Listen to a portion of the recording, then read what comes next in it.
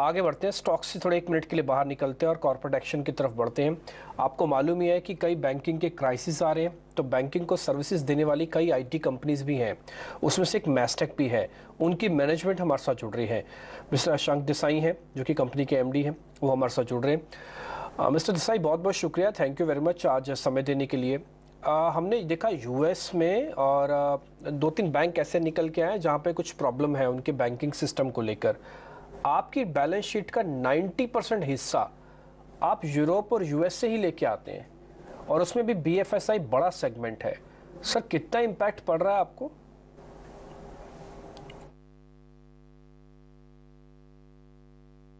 हमारा BFSI vertical में जो एक्सपोजर है वो बहुत कम है। अ, हम बैंक से ज्यादा काम नहीं करते हैं अमेरिका में as well as in UK. तो हमारे लिए तो कुछ एक्सपोजर बहुत ही कम है, और हमने सब चेक किया है। हमारे जो भी कस्टमर फाइनेंस सेक्टर में है उनके साथ हमने चेक किया है, और हम बहुत कंफर्टेबल है आज।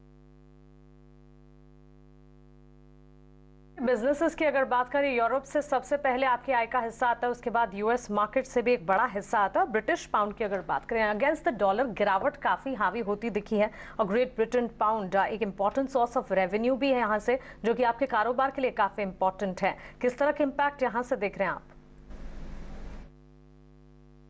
देखिए, इम्पैक्ट जो है वो थोड़ा तो प्रॉफिटेबिलिटी भी पड़ेगा। जो अब आप देख रहे हैं, हमारे जो अभी ईयर टू डेट डेटा जो हमने पब्लिश किया था उसमें थोड़ा इम्पैक्ट प्रॉफिटेबिलिटी पे आया है।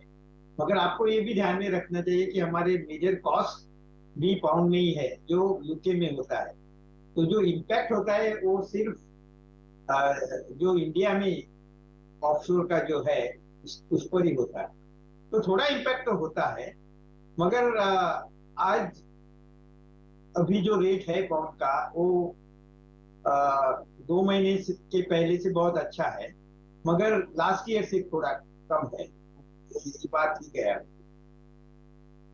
ओके, तो आप मिस्टर देसाई ये बात कह रहे हैं कि लास्ट ईयर से थोड़ा कम है, तो यानी अगर हमें एक स्लोडाउन का इम्पैक्ट समझना हो जो यूरोप से आता हो, यूके से आता हो, in terms of your new order wins, तो वो आप उसके बारे में आप क्या कहना चाहेंगे? नहीं नहीं, हम देख रहे हैं कि अभी तक तो हमारे कोई ऑर्डर ऐसे कैंसिल नहीं हुए। तो हमें एक निगेटिव जो सिग्नल हो ऐसे मिला नहीं। सिर्फ ये हो रहा है कि अब बहुत सारे देख रहे हैं हमारे कस्टमर की शायद हम ऑफशोर ज्यादा करें, और डिजिटल जो बिजनेस है, जो डिजिटल बिजनेस ऑन साइट है, वो थोड़ा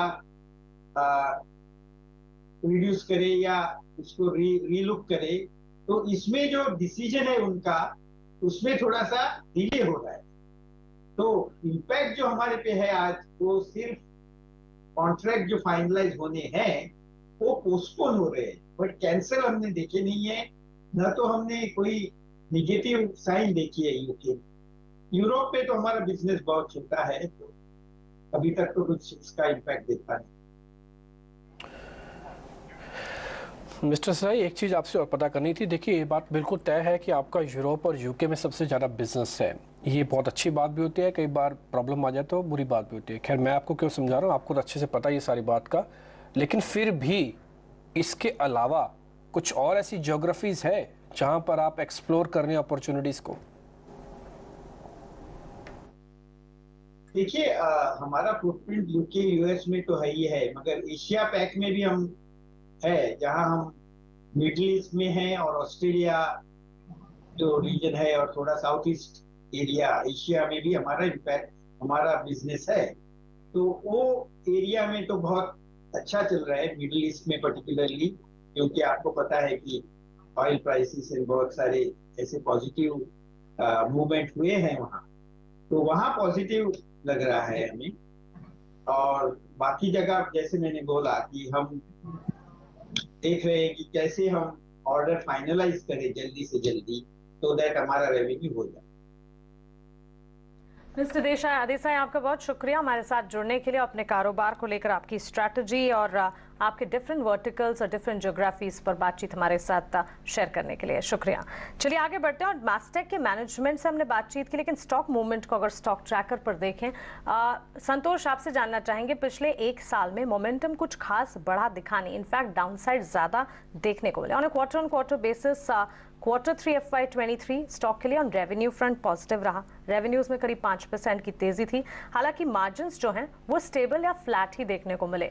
मैस्टेक के स्टॉक प्राइस में जहां लगातार डाउनसाइड ही नजर आ रही है, क्या कोई मूवमेंट ऑन अपवर्ड बेसिस या फिर स्टॉक को सिर्फ वॉच लिस्ट में रखना चाहिए?